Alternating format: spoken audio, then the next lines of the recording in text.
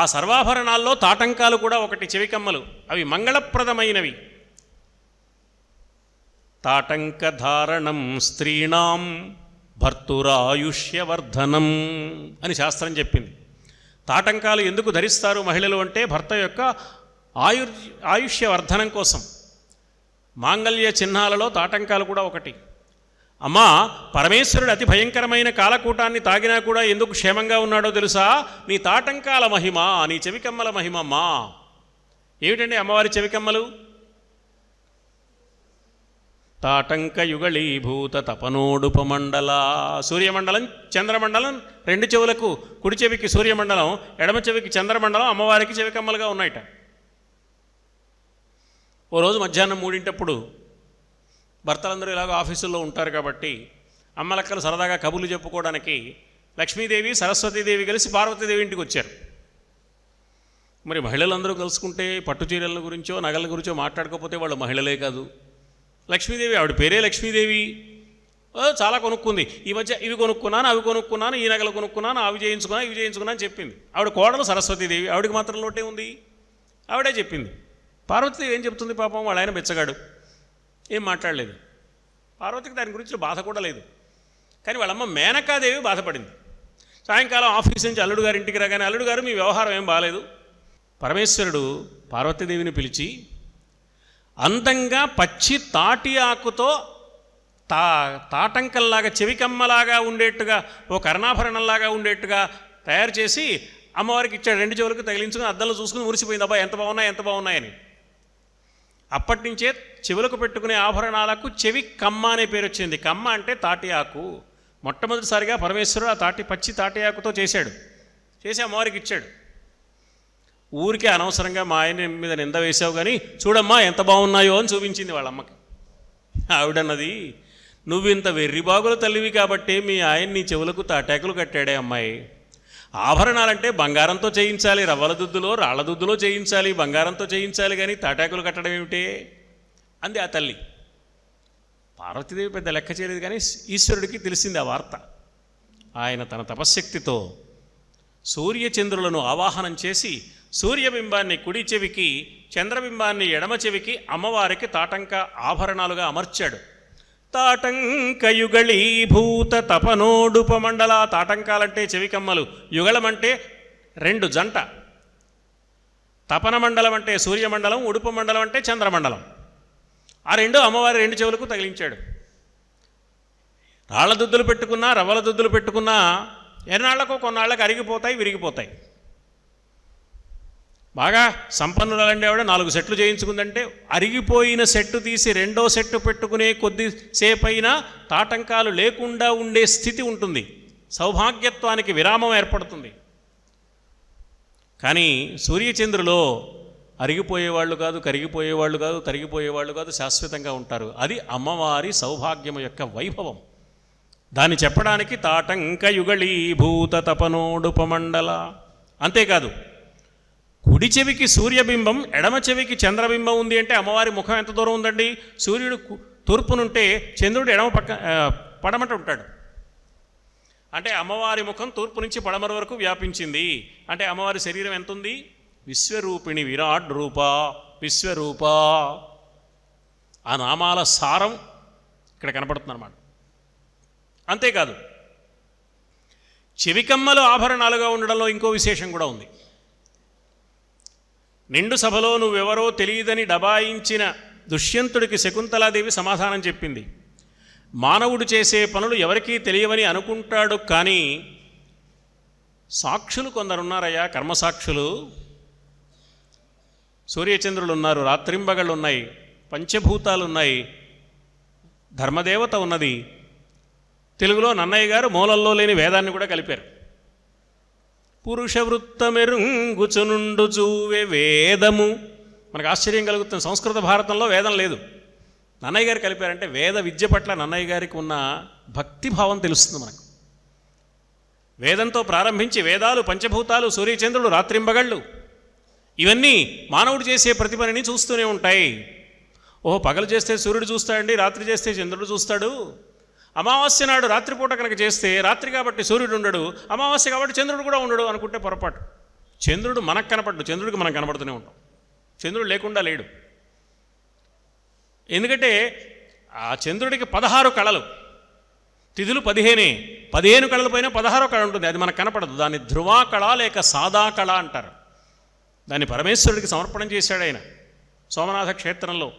సౌరాష్ట్రే సోమనాథంచ, చంద్ర కళాధరుడయ్యాడు పరమేశ్వరుడు చంద్రుడిచ్చిన చంద్రకళను ధరించి. అందుకని అది ఎప్పటికీ పోదు, భగవంతుడికి సమర్పించింది అలాగే ఉంటుంది.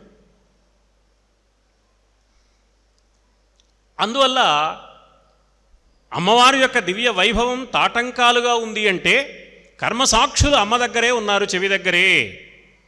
అమ్మ వీడు సాయంకాలం 6ంటికి ఆలయానికి వచ్చి శ్రీమాత శ్రీ మహారాజ్ఞి అంటున్నాడు, కానీ మధ్యాహ్నం 3ంటికి ఏం చేశాడో తెలుసా? ఆఫీసులో ఒక నిరుపేదవాడిని పీక్కు తిని వాడిని అనేక రకాలుగా పీడించి వేధించి బాధించి 10,000 రూపాయలు లంచం తీసుకున్నాడమ్మా.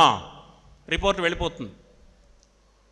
పవర్ఫుల్, ఎఫెక్టివ్, స్పీడీ కమ్యూనికేషన్ అమ్మ ఏర్పాటు చేసుకుంది. ఎవరో వచ్చి చెప్పక్కర్లేదు, చెప్పేవాడు చెవి దగ్గరే ఉన్నాడు. రాత్రిపూట చేసావా చంద్రుడు చూస్తాడు. అంటే తాటంక యుగళీభూత తపనోడుపమండలం అంటే అబ్బా అమ్మవారు చాలా గొప్పదండి, సూర్యచంద్రుడు చెవికమ్మలుగా ఉన్నారు అని కాదు. అమ్మవారు మన సంగతంతా తెలుసుకుంటోంది, ఒళ్ళు దగ్గర పెట్టుకుని ప్రవర్తించాలి సుమా. భక్తి అంటే ప్రవర్తన తప్ప ప్రదర్శన కాదు. భక్తి పేరుతో పైకి ఆడంబరంగా ఏవో చేసేసి లోకాన్ని నమ్మించవచ్చు, కానీ లోకేశ్వరిని నమ్మించడం సాధ్యం కాదు సుమా. సత్ప్రవర్తన కలిగి ఉండాలి. ఎన్నడూ ఎదుటివారి సంపదలను ఆశించకూడదు, ఎదుటివారిని మోసం చేయకూడదు, ఎదుటివారి అధికారాన్ని పడగొట్టి తాను అధికారంలోకి రావాలని అనుకోకూడదు. సాటివారికి ఎవరికి ఏమాత్రం కష్టం కలిగించినా లోకానికి తెలియకపోవచ్చు, లోకేశ్వరి అయిన అమ్మవారికి తెలియకుండా ఉండదు అనే ఒక హెచ్చరిక ఈ మాటల్లో దాగి ఉంది. ఏమైనా అవి సౌభాగ్య చిహ్నాలు కాబట్టి అమ్మ సౌభాగ్య చిహ్నాలైన నీ తాటంకాల గొప్పతనం వల్ల కాలకూట విషాన్ని ఆరగించినా పరమేశ్వరుడికి ఏమీ కాలేదు. దేవతలు దానవులు కలిసి క్షీరసాగర మథనం చేశారు అమృతం కోసం. వాళ్ళు చేసింది అమృతం కోసం అయితే మొట్టమొదట కాలకూటం పుట్టింది. ఎక్కడి దేవతలు అక్కడ పారిపోయారు, రాక్షసులందరూ పారిపోయారు భయపడిపోయి. కింద కూర్మ రూపంలో శ్రీ మహావిష్ణువు ఉన్నాడు. ఏమిట్రా పైన మథనం ఆగిపోయింది, గిరగిరా తిరగట్లేదే మందర పర్వతం అని బయటకు వచ్చాడు. చూస్తే అతి భయంకరమైన కాలకూటం వస్తుంది. సరాసరి పరమేశ్వరుడి దగ్గరికి వెళ్ళాడు. నిన్న చెప్పుకున్నాం మనం, మన దేవతలందరిలో అమాయకుడు పరమేశ్వరుడు, బాగా తెలివైనవాడు విష్ణుమూర్తి అని. విష్ణుమూర్తి చాలా భక్తి భావంతో చేతులు జోడించి పరమేశ్వరుడికి నమస్కారం చేసి, అయ్యా పరమేశ్వరుడు గారు దేవతలందరి పేర్లు వరుసగా రాస్తే మొట్టమొదటి పేరు మీది రాయాలి, మీరే మొదటివారు కదా. బా, ఇన్నాళ్ళకి విష్ణుమూర్తికి నా సంగతి అర్థమైంది అనుకున్నాడు శివుడు. అవునయ్యా అన్నాడు. మరి మొట్టమొదటి వాడికి మొట్టమొదటి వచ్చింది ఇవ్వాలి కదా, పుచ్చుకుంటారా? అది ఏమిటిని కూడా అడగల, అమాయకుడు కదా. అలాగే అన్నాడు. అదిగో అయితే పుచ్చుకోండి. సమస్త లోకాలను ముంచెత్తి వేసే అతి భయంకరమైన కాలకూటం తరుముకుంటూ వస్తుంది. శ్రీనాథ మహాకవి అంటాడు, జలధరమంతయై కరటియై. పరమేశ్వరుడు క్రమంగా పెరిగాడు, చేతిని ఇలా చాచాడు, చెయ్యి ఎంత పెరిగిపోయింది అంటే సమస్త లోకాలను ముంచెత్తి వేసే అతి భయంకరమైన కాలకూటం చిన్న మేఘంలా అయిపోయింది. ఇంకా చిన్నదైపోయింది ఏనుగైపోయింది, ఇంకా చిన్నదైపోయింది అడవి పందయింది, ఇంకా చిన్నదైంది కోయిలయింది, ఇంకా చిన్నదైంది నేరేడు పండయింది. అంటే నల్లనివన్నీ వరుసగా చెప్తున్నాడు అన్నమాట, చిన్నది. అవి చిన్నవి కాలా, అది అలాగే ఉంది. పరమేశ్వరుడు అంత పెరిగాడు అనమాట. చివరికి చుక్కయ్యి, చేతిలో చిన్న చుక్కగా ఉందిట, దాన్ని నోట్లో వేసుకున్నాడు. ఆలాహలంబను అల్లో నేరెడు పండు మిసిమింతుడునుగాక మృంగినాడు అంటాడు శ్రీనాథ మహాకవి. గుటికారససిద్ధుడు రసగుటుకయును బోలే శివుడు గుటుకున మృంగెన్ కటుక మగు విషము విషధర కటకంబగు కేలబూని. అతి భయంకరమైన కాలకూట విషాన్ని పామునే చేతి కడియంగా ధరించుకున్న వాడికి విషం పెద్ద లెక్క ఏమిటి? అలా హాయిగా ఏదో అమృత గుళిక నోట్లో వేసుకున్నట్టుగా వేసేసుకున్నాడండి ఆయన. ఏమిటయ్యా అలా వేసుకున్నావు? అదేమైనా నేరేడు పండా? అదేమైనా వెన్నముద్దా? అయ్యయ్యో ఇంత పని చేసావేమిటి అన్నారు శంకరాచార్యుల వారే శివానందలహరిలో. కిం పక్వ జంబూ ఫలం వా. ఏమయ్యా అదేమైనా నేరేడు పండా అలా నోట్లో వేసుకున్నావు ఏమిటయ్యా, ఎంత ప్రమాదం? రకరకాలుగా పరమేశ్వరుడు చేసిన కాలకూట భక్షణాన్ని, హాలాహల భక్షణాన్ని కవులందరూ అద్భుతంగా వర్ణించారు. రామాయణ కల్పవృక్ష కావ్యంలో విశ్వనాథ సత్యనారాయణ గారు చోట ఈ క్షీరసాగర మథన వృత్తాంతాన్ని వర్ణిస్తూ బాలకాండలో ఆయన గొంతులో వేసుకున్నాడు. వేసుకోగానే పరమేశ్వరుడి ఉదరంలో కొన్ని లోకాలు ఉన్నాయి. బయట ఉన్న లోకాలు రక్షించడానికి ఆయన నోట్లో వేసుకున్నాడు. ఈ లోపల లోకాల వాళ్ళు, పొట్టలో ఉన్న లోకాల్లో వాళ్ళందరూ చచ్చిపోయితిమయా జీవేశ రక్షింపవే, ఎంత పని చేసావయ్యా పరమేశ్వర. బయట ఉన్న లోకాల వాళ్ళ మీద అనుగ్రహంతో లోపల ఉన్న మేము ఏమైపోతామని ఆలోచించకుండా ఇంత పని చేసేవే, మా ప్రాణం మీదకి వచ్చింది కదా అని అరిచారు. పరమేశ్వరుడు ఆలోచనలో పడ్డాడు. ఈ లోపల అమ్మవారు పరిగెత్తుకుంటూ వచ్చింది. 2 చేతులు పరమేశ్వరుడి మెడ చుట్టూ గట్టిగా బిగించి గాఢంగా కౌగిలించుకుంది. ఏదో ఘనకార్యం చేశాడని మెచ్చుకోవడానికి కాదు. క్రికెట్లో సెంచరీ కొట్టగానే గ్యాలరీలోని గర్ల్ ఫ్రెండ్ పరిగెత్తుకొచ్చి ముద్దు పెట్టుకున్నట్టు కాదు. చెవిలో గుసగుసగా ఒక మాట చెప్పడానికి వచ్చింది. పరమేశ్వర, నీకు చెప్పడానికి వచ్చాను, పొరపాటున కూడా ఈ కాలకూటాన్ని బయటకు నీవు కక్కవద్దు. బయట ఉన్న లోకాలు భస్మమైపోతాయి. అలాగని మింగవద్దు, లోపలున్న లోకాలు భస్మమవుతాయి. గొంతులోనే దాచుకో. ఇది చెప్పిన తర్వాత శ్రీనాథుడు చాలా మంచి పద్యం రాశాడు. శంభుండు అంబిక పల్కు గైకొని, పరమేశ్వరుడైనా సరే అమ్మవారి మాట వినవలసిందే. అమ్మవారి మాట విన్నాడు, కంఠంలోనే పెట్టుకున్నాడు. ఎందుకు కంఠంలో పెట్టుకున్నాడు అంటే, ఇంకెప్పుడూ కాలకూటాన్ని గురించి మనం భయపడక్కర్లేదు. అది బయటికి రాదు, అక్కడే ఉంది సుమా. నల్లగా చుక్కల్లే కనపడుతూనే ఉంది. గరళకంఠుడైపోయాడు, నీలకంఠుడైపోయాడు. పరమేశ్వరుని నీలకంఠత్వం, పరమేశ్వరుని గరళకంఠత్వం సమస్త లోకాలకు ఆయన హామీ ఇస్తున్నాడు, భద్రత కలిగిస్తున్నాడు, ధైర్యం కలిగిస్తున్నాడు, ఉపశమనం కలిగిస్తున్నాడు అని చెప్పడానికి అద్భుతమైన ఒక సాక్ష్యం తప్ప ఆ నల్లని మచ్చ కళంకం కానే కాదు. అందుకని గరళకంఠుడు అంటే చాలా గొప్ప మాట. అది ఎవడండి కాలకూటాన్ని కంఠంలో దాచుకోగలిగిన వాడు మరొక్కడున్నాడా లోకంలో? అది పరమేశ్వరుడు యొక్క వైభవం. శంకరుల వారు అంటారు, ఇంత గొప్ప పని చేసిన పరమేశ్వరుడు ఆయన గొప్పతనం కాదమ్మా, నీ మాంగళ్య మహిమ. నీకు భర్త అయ్యాడు కాబట్టి ఆయన క్షేమంగా ఉన్నాడు. అది తవ జనని తాటంక మహిమా. అసలు నువ్వేమిటో తెలుసా? నువ్వు కొలువు తీరి ఉంటే బ్రహ్మాది దేవతలందరూ నీ పాదాల దగ్గర నమస్కరిస్తూ ఉంటారు. తమ కిరీటాలలోని మణుల కాంతులు నీ పాదాల మీద నీరాజనాలుగా సమర్పిస్తున్న అద్భుతమైన దృశ్యం అక్కడ కనపడుతుందమ్మా. అందరూ శిరస్సు వంచి నమస్కరిస్తూ ఉంటారు, బ్రహ్మాది దేవతలందరూ, బ్రహ్మేంద్రాది దేవతలు. పరమేశ్వరుడు వచ్చాడు, ఎక్కడికో బయటికి వెళ్ళిన పరమేశ్వరుడు. వెంటనే అమ్మవారు, నేను ఇంత పెద్ద దర్బారు నిర్వహిస్తున్నా కదా అని ఎవరో పరిచారికలు వచ్చి ఆయన కాఫీయో టీయో కావాలేమో చూడమని చెప్పలేదు. తానే స్వయంగా భర్త సేవ కోసం బయలుదేరి వెళ్ళింది. అమ్మవారి నామాల్లో సాధ్వీ, సదాశివ, పతివ్రత ఇలాంటి నామాలు ఉన్నాయి. ఆమె పాతివ్రత్య వైభవం అలాంటిది. భర్త సేవ పరాయణ అమ్మ. అందుకని అలా వెళ్ళింది. కుర్చీలో నుంచి లేస్తోంది, సింహాసనంలో నుంచి. వెంటనే అక్కడ ఉన్న పరిచారకులు అంటున్నారట, అమ్మ అమ్మ జాగ్రత్త అమ్మా, భర్తకు సేవ చేయడానికి హడావుడిగా వెళ్తున్నావేమో, ఇటు పక్క రావద్దమ్మా. ఇక్కడ బ్రహ్మదేవుడు శిరస్సు వంచి నమస్కారం చేస్తున్నాడమ్మా. ఆయన కిరీటం మీద ఉండే మణులు నీ పాదాలకు గుచ్చుకునేనేమో, నొచ్చుకునేనేమో. అమ్మ ఇటు రావద్దమ్మా. కిరీటం వైరించం పరిహర. వైరించం అంటే విరించికి సంబంధించిన, అంటే బ్రహ్మదేవుడికి సంబంధించిన కిరీటం. దాన్ని తప్పించుకో అమ్మా. మరీ ఈ చివరికి వస్తావేమో, అక్కడ బ్రహ్మదేవుడి కిరీటం ఉంది కదా అని. పురహ కైటభిద. ఇంకొంచెం ముందుకు వస్తే అక్కడ శ్రీ మహావిష్ణువు శిరస్సు వంచి నమస్కరిస్తున్నాడు. కఠోరే కోటీరే స్ఖలసి జహి జంభారిమకుటం. మరి ఈ చివరికి వస్తావేమో, అక్కడ దేవేంద్రుడు నమస్కరిస్తున్నాడు. కాస్త చూసుకున్నాడమ్మా జాగ్రత్తగా అని. ప్రణమ్రేష్వేతేషు ప్రసభముపయాతస్య భవనం భవస్య అభ్యుత్థానే తవ పరిజనోక్తి విజయతే.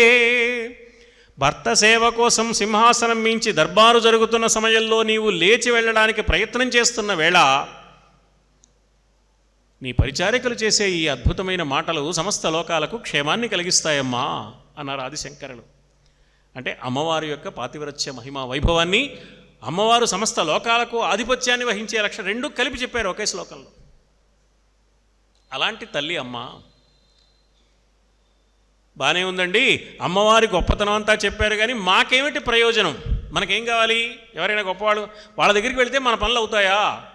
ఆ గురువుగారికి నమస్కారం చేస్తే ప్రమోషన్ వస్తుందా? ఈ అమ్మవారి కొబ్బరికాయ కొడితే ఉద్యోగం వస్తుందా? ఇంకెవరికో ఏదో చేస్తే మా అమ్మాయి పెళ్ళి అవుతుందా? లేదా మనవాడు పుడతాడా? ఇవే కదా మనకు లౌకికమైన కోరికలు. మా లలితాదిత్య చమత్కారంగా ఓ మాట అన్నాడు అభినవ శంకర విజయన్ రాస్తూ. మహాత్ముల దగ్గరికి వెళ్ళినప్పుడు కూడా మనం లౌకికమైన కోరికలు కోరుకుంటూ ఉంటాం. ఇది ఎలాంటిది అంటే కల్పవృక్షం దగ్గర కూర్చుని ఆ ముక్కల్ని, కల్పవృక్షం నుంచి రాలిపడిన చిన్న కొమ్మ ముక్కల్ని నాలుక బద్దలుగా ఉపయోగించుకోవడానికి ఆరాటపడే లక్షణం మనది అన్నాడు. ఇలాంటి వాళ్ళు ఉన్నారు కదా లోకంలో. అద్భుతమైన మాట చెప్పాడు చిరంజీవి లలితాదిత్య. వయస్సున పిన్న వైదుషిలో మిన్న అయిన అతడు గురుదేవుల అనుగ్రహాన్ని పరిపూర్ణంగా అందుకున్నాడు కాబట్టి ఈ పోలిక చెప్పగలిగాడు. మామూలు మానవుల నైజం అలా ఉంటుంది. అందుకని అమ్మవారిని ఆరాధిస్తే కలిగే ఫలితం, లేక సౌందర్యలహరి చదువుకుంటే కలిగే ఫలశ్రుతి, మనకి ప్రతిదానికి ఫలశ్రుతి కావాలి కదా. ముందు సంకల్పం కావాలి, తర్వాత ఫలశ్రుతి కావాలి. ఈ సంకల్పంలో ఏముంటుంది? ఆయురారోగ్య ఐశ్వర్యాభివృద్ధ్యర్థం. ఇందులో ఒక ఆయుహు రావడానికి ఆస్తి రాసి ఇచ్చేయాలి. అపోలో హాస్పిటల్కో ఎవరికో ఇవాళ పరిస్థితి అది. అలాంటిది ఆయువు, ఆరోగ్యం, ఐశ్వర్యం అన్నీ అభివృద్ధి. ఎంత? 3 రూపాయల అష్టోత్తరానికి 5 రూపాయలు సహస్రనామ స్తోత్రానికి. భగవంతుడి కంటే భలే చౌకబేరం ప్రపంచంలో ఎక్కడా లేదు. భగవంతుడి అనుగ్రహం అంత గొప్పదన్నమాట. అందుకని 99వ శ్లోకంలో, చిట్ట చివరి శ్లోకంలో చెప్పారు, సరస్వత్యా లక్ష్మ్యా విధిహరి సపత్నో విహరతే రతే పాతివ్రత్యం శిథిలయతి రమ్యేణ వపుషా చిరంజీవన్నేవ క్షపిత పశుపాశవ్యతికర పరానందాభిఖ్యం రసయతి రసం త్వద్భజనవాన్. అమ్మా, నిన్ను ఆరాధించేవాడికి విద్య వస్తుంది, సంపద వస్తుంది, ఐశ్వర్యం వస్తుంది, అధికారం వస్తుంది, చిరంజీవిత్వం వస్తుంది, చిట్ట చివరకు మోక్ష సామ్రాజ్యం కూడా కరతలామలకం అవుతుంది. ఇంకా కావాల్సిందేముందండి? అన్నీ ఉన్నాయి. అయినా చాలా వివరంగా అమ్మవారిని ఆరాధిస్తే ఏ ఏ ప్రయోజనాలు కలుగుతాయో చెప్పారు. అవిద్యానామంతస్తిమిరమిహిరద్వీపనగరీ జడానాం చైతన్యస్తబకమకరందశ్రుతిఝరీ దరిద్రాణాం చింతామణిగుణనికా జన్మజలధౌ నిమగ్నానాం. 3వ శ్లోకం సౌందర్యలహరిలో. జన్మజలధౌ నిమగ్నానాం దంష్ట్రా మురరిపువరాహస్య భవతి. పాతకాలంలో లేనిది ఇటీవలి కాలంలో బాగా సంతోషించదగిన విషయం ఏమిటంటే సౌందర్యలహరి కూడా బృందాలు బృందాలుగా ఎందరెందరో అన్ని ప్రదేశాలలోనూ చక్కగా హాయిగా భక్తి శ్రద్ధలతో పారాయణ చేస్తున్నారు. చాలా ఆనందం కలిగించే విషయం. సౌందర్యలహరి పారాయణ బృందాలు ఏర్పడుతున్నాయి. ఇది చాలా ఆనందించే విషయమే. అయితే నేర్పేవారు, నేర్చుకునేవారు కూడా జాగ్రత్త పడవలసిన అవసరం. ఒక పాదం మొత్తం ఒకే లయతో చదివేస్తున్నారు, చదవడానికి సౌకర్యంగా ఉంటుంది కదా అని. అవిద్యానామంతస్తిమిరమిహిరద్వీపనగరీ బాగుంది. జడానాం చైతన్యస్తబకమకరందశ్రుతిఝరీ అది కూడా బాగానే ఉంది. 3వ పాదం దగ్గరకు వచ్చేప్పటికీ దరిద్రాణాం చింతామణిగుణనిక అక్కడ ఆగాలి. ఆ 3వ పాదంలో ఇంకో కొంత భాగం ఉంది, జన్మజలధౌ అని. అది కలిపి చదివేసేయకూడదు. దరిద్రాణాం చింతామణిగుణనిక జన్మజలధౌ అని చదువుతున్నాం మనం. అది మార్చుకోవాల్సిన అవసరం ఉంది. దరిద్రాణాం చింతామణిగుణనిక అక్కడికి అయిపోయింది. జన్మజలధౌ నిమగ్నానాం దంష్ట్రా మురరిపువరాహస్య భవతి. అమ్మ యొక్క కరుణ ఎలా ఉంటుంది అంటే అవిద్యానాం అజ్ఞానంలో మునిగిపోయిన వాడికి అంతస్తిమిరమిహిరద్వీపనగరీ ఎప్పుడూ సూర్యోదయం అవుతూ ఉండే ఒక మహానగరం వంటిది సుమా. అంటే ఎప్పుడు అజ్ఞానమే ఉండదు వాడికి, ఇంకా పూర్తిగా జ్ఞానం ఉంటుంది. అక్కడ జాగ్రత్తగా శంకరుల వారు అవిద్యానాం అన్నారు, విద్యావిహీనానాం అనలేదు. అంటే విద్య లేనివాడికి కాదు, అవిద్య ఉన్నవాడికి. అంటే విద్య ఉన్నవాడికి కూడా అవిద్య ఉంటుంది. విద్య ఉండడం అంటే డిగ్రీ కాదు, పాండిత్యం కాదు. విద్య ఉండడం అంటే సత్ప్రవర్తన కలిగి ఉండడం. అది లేకపోతే వాడు అవిద్య ఉన్నట్టు లెక్క అన్నమాట. సంజయుడు రాయబారానికి వెళ్ళాడు, వచ్చాడు.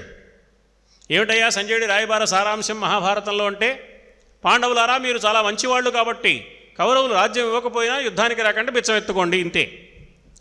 మేము 3 నెలలు చదువుతాం పాఠం, కానీ దాని సారాంశం 2 వాక్యాలు. ఇంతటి సారాంశాన్ని చెబితే ఎవడైనా మోసపోతాడు కదండి. మనకెందుకు వచ్చిందిలే అనుకుంటాడు. ధర్మరాజు అలా అనుకోలేదు. ఒక చేరేస్తాం, యుద్ధం చేస్తాం అని అనలేదు. ఏమయ్యా మాటి మాటికి యుద్ధానికి రావద్దు అంటావు, యుద్ధానికి వస్తానండి అన్నానా? మా రాజ్యం మాకు ఇచ్చేటప్పుడు అన్నాడు. అంటే ఇవ్వకపోతే వస్తామనేగా. పెద్దలు, గురుస్థానీయులు, మహానుభావులు ప్రతి క్షణం తలుచుకుంటాను వారిని. ఆచార్య శలాక రఘునాథ శర్మ గారు చమత్కారమైన మాట అన్నారు. సంజయుడు ఎలాంటి వాడంటే ఆవులిస్తే పేగులు లెక్క పెట్టగల తెలివైన వాట, శలాక వారి మాట. ఆ సంగతి తెలిసి ధర్మరాజు సంజయుడు అక్కడ ఉన్నంతసేపు ఆవులించడమే మానేశాడన్నారు. అది శలాక వారి చమత్కారం. ఎక్కడ ఆవులిస్తే పేగులు లెక్క పెడతాడో సంజయుడని తెలిసి ధర్మరాజు ఆవులించడమే మానేశాడట సంజయుడు ఉన్న కాసేపు. జాగ్రత్త పడ్డాడు అనమాట. అందుకని ధర్మరాజు అంత జాగ్రత్తగా సమాధానం చెప్పాడు. ధృతరాష్ట్రుడు ఎదురు చూస్తున్నాడు, ఎప్పుడెప్పుడు వస్తాడో సంజయుడని. వచ్చాడు సంజయుడు. ఏమైందిరా, మన పాచిక పారిందా అన్నాడు. ఏం పాచిక పారుతున్నాయా, నువ్వేం తెలివి తక్కువ వాడివి, ఆ ధర్మరాజు మీద ప్రయోగిస్తావా? ధర్మరాజు కంటే మేధావి లోకంలో ఎవడున్నాడు గనక మా రాజ్యం మాకు ఇచ్చేటప్పుడు యుద్ధం ఎందుకు చేస్తాం అన్నాడయ్యా. అంటే అర్థం ఏమిటో ఆలోచించుకో, ఇవ్వకపోతే చేస్తామనేగా. వెంటనే ధృతరాష్ట్రుడు ఏమనాలండి, అయితే వాళ్ళ రాజ్యం వాళ్ళకి ఇచ్చేద్దాం అనాలి. అనలేదు. ఒకవేళ సంజయ యుద్ధం వస్తే బలాబలాలు ఏమిటి అన్నాడు. అంటే ఏ వార్డులో ఎవరికి ఎన్ని ఓట్లు వస్తాయో చూసుకుని విజయావకాశాలు మనకే ఉంటే వెంటనే ఎన్నికలు జరిపించేద్దాం, లేకపోతే ఏదో వంకతో 6 నెలలు వాయిదా వేద్దామని ఆలోచించే క్షుద్ర రాజకీయ నాయకుడు ధృతరాష్ట్రుడి కన్నా చాలా మంచివాడు. ధర్మాధర్మాలు ఆలోచించవలసిన చోట బలాబలాలు ఆలోచిస్తున్నాడు. వెంటనే సంజయుడు అన్నాడు, బలాబలాలు అడుగుతున్నావు కదా, చెప్తాను. పాండవ పక్షాన కృష్ణుడు ఉన్నాడు, కృష్ణుడితో సమానమైన వాడు కౌరవ పక్షంలో ఎవడో చెప్పు, తర్వాత మిగతా బలాబలాలు చెబుతాను నేను. ఆ సేనకు ఈ సేనకు వాసి అడిగదీవు నన్ను. తిక్కన గారు చాలా అందమైన పద్యం చెప్పారు అక్కడ. వసుదేవసుతుండా సేనగలండు తత్సముని ఈ సేనంజూపుమా నరేశ్వర నాకున్. కృష్ణుడితో సమానమైన వాడిని ఎవరిని చూపిస్తావయ్యా? పుట్టగానే యమునా నది తప్పుకుని త్రోవ ఇచ్చిందా?